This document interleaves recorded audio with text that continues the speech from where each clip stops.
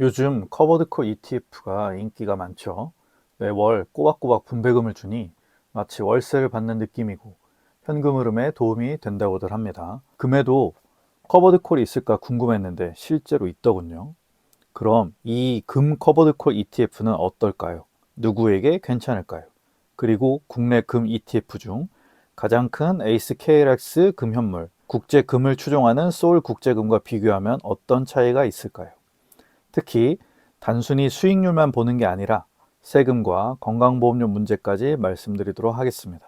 최근 금은 변동성이 상당히 컸습니다.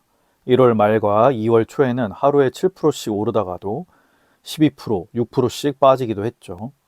최근에는 다소 안정된 흐름입니다. 금 하나만 투자하는 것은 분명 리스크가 있습니다. 하지만 주식, 채권, 현금성과 함께 가져가는 자산 배분 투자 관점에서는 충분히 의미가 있다고 생각합니다. 이제 본격적으로 ETF를 살펴보겠습니다. 먼저 솔 국제 금 커버드 콜 액티브입니다.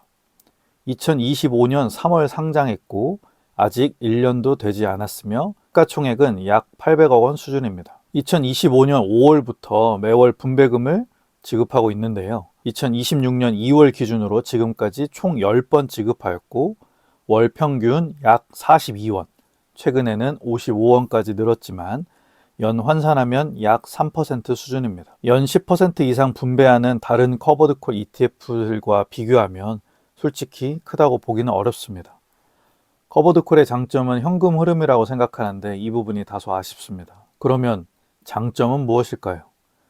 신한자산운용 홈페이지의 설명을 보면 국제 금 시세를 90% 이상 추종하면서 커버드콜 전략을 통해 매월 분배금을 지급한다고 되어 있습니다. 실제로 일별 수익률을 보면 추종력은 상당히 우수합니다. 진짜 90% 이상 추종을 하고 있더라고요. 특히 2026년 1월 중순부터 2월 중순까지 급등락 구간에서도 거의 비슷한 흐름을 보였습니다. 국제금과 비교했을 때요. 다만 2025년 9월 중순부터 10월 중순에도 금이 급등락 구간이 있었는데 이때는 다소 이격이 보였습니다. 아직 상장 초기이기 때문에 운용 안정성은 계속 지켜볼 필요가 있다고 보입니다. 액티브 ETF이기 때문에 운용 능력이 중요하니까요. 그럼 이제 진짜 중요한 질문입니다. 목표대로 국제 금 시세를 90% 이상 추종한다면 굳이 현물 금 ETF 대신 커버드콜을 선택할 이유가 있을까요? 최근 6개월 토탈 리턴 기준으로 보면 토탈 리턴이라는 것은 분배금을 재투자한 겁니다. 총 수익이라고 이해하시면 될 것 같습니다. 솔 국제금은 약 57%, 에이스 KLX 금현물은 약 56%, 그리고 솔 국제금 커버드콜 액티브는 약 53%입니다. 방향은 비슷합니다. 금이 오르면 같이 오르죠. 하지만 커버드콜 ETF는 분배금을 재투자했음에도 불구하고 수익률이 약 3에서 4% 정도 낮습니다. 이유는 커버드콜이라는 구조 때문이겠죠. 금 가격을 추종하면서 동시에 콜옵션을 매도하니까 횡보할 때는 이 옵션 프리미엄이 도움이 되는데 강하게 추세 상승할 때는 상승의 일부를 내주게 되기도 하죠. 90% 이상은 추종하지만 100%는 아니니까요. 상승을 다 가져갈 수는 없습니다. 정리하면 상승은 상당 부분 따라왔습니다. 분배금은 약 연 3% 수준입니다. 현금 흐름 측면에서는 보수적인 구조죠. 그렇다면 이 금 커버드콜 ETF는 누구에게 맞을까요? 이미 포트폴리오에 금 비중이 있고 금에서도 월 단위 현금 흐름이 조금이라도 나오면 좋겠다 라고 생각하는 투자자라면 보완제로서 의미가 있을 것 같습니다. 하지만 금의 상승을 기대하며 투자하고 싶다면 커버드콜보다는 다른 금 ETF가 더 적합해 보입니다. 연 3% 수준의 분배금은 아쉬운 부분이며 90% 이상을 계속 추종한다는 것은 보장할 수 없기 때문이죠. 그리고 여기서 반드시 짚고 넘어가야 할 것이 있습니다. 세금과 건강보험료죠. 이 세 가지 ETF에서 수익을 실현하면 그 수익은 배당소득입니다.